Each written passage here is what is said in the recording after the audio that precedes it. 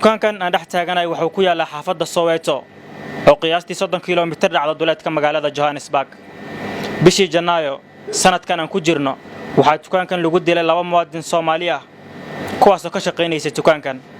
waxaa ila taagan Murshal Sheekh oo kamid ah milkiilayaasha dukaankan oo aan ka waraystay xaaladda xaafadan ay ku sugan yihiin ee Soweto iyo dhibaatooyinka ay la kulmaan. Murshal waan ku soo dhaweynayaa.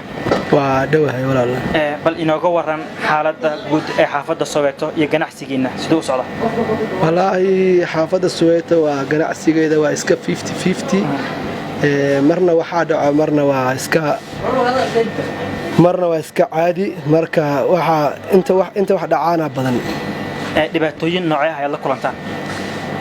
dil hadda sanadkan waxa lagu dilay wiil meeshan 2 wiil lagu dilay sanadkan hadda aan ku jirno marka dil iyo dhacayo iyo boob wax dhan waa wada jiraan. dhalinyartaasi lagu dilay ma hal maalin ama hal habeen ayaa lagu dilay.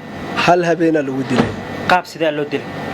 waa la soo galay dukaankii albaabkiisa la soo galay intiisa xirin oo ay xiri rabeen markaasi kii banaanka jooga xabad lagu bilaabay kii kalena gudaha loo galay xabada lagu bilaabay wixiina waa laga qaatay labadoodana meesha ku dhinteen.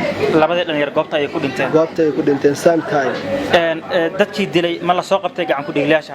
maya wax la soo qabtaa weerartay ma jirto. dawladda markay imaaday maxay garab oo inka siisay ama ciidamada booliska dambe baariyaasha. ciidamada booliska same time waa markay imaadaan waxa ay qorqorayaan ka bacdina wax si raacay habeeratay ma jirto.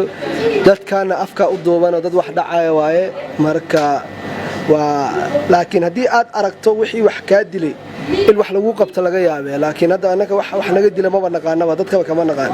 dil ama boob markii uu dhaco dawladda maxay garab idinka siisaa.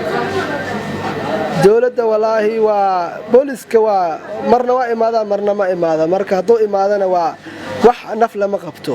markii aad wacdaan dhibka amal uu dhaco isla waqtiga ayada ma imaadaan misana mar meesha lagu kala tagay ay imaadaan. maya mar wax lagu kala baxay imaadaan.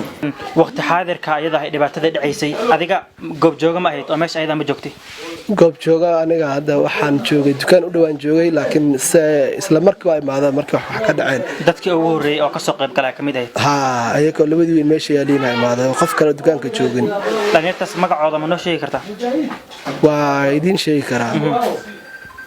yar waxa la Cabdi Jimcaale yarna waxa la dhahaa Axmed. ilaahay u naxariisto jannada ilaahay ka waraabiyo. marka sidee bay xabad ugu dhacday ma nooga yar faahin karaysa xabad ama madax ma uga dhacday ma jirka kale uga dhacday. yar madaxay uga dhacday yarna laba feeray uga dhacday wadnaha dhowr xabo ay uga dhacday. safaaradda Soomaaliya garab ma idin siiyaan dhibaatooyinka sida amal ama xenophobia marka ay dhacdo oo ma idin soo gaaraan. maya wax safaaradda caawin laga helo ma jirto. dukaankan ka shaqeynaysa muddo intee dhan. adiga dukaankan waxaan imaaday taqriiban 10 sano waan joogaa. 10 sano waa joogtaa. wixii kula yaabka badnaa la kulanto maxaa kamid ah. wax kale ma kulmin wiilashaas meesha lagu dilaan la kulma wax kale dhib kale aan la kulma ma jirto. dadka ajaanibta ah ee tuuladan ku ganacsada ama Ethiopian ha noqdeeno ama wadamada kale ha noqdeeno ma in la qabaan mis Soomaalida kaliya ayaa la ugaarsadaa. waana la qabaan hadda January wiilasha inta markii lagu dilay 28 December laba dukaan oo Ethiopian leeyahay labadaba dad lagu dilay marka waana la qabaan dhibka anaga kaliya ma. okay aad ma santahay. maamada mudawala Cabdirashiid Xuseen Karash raadiyaha iyo TV-ga Shabeelle Soweto Johannesburg.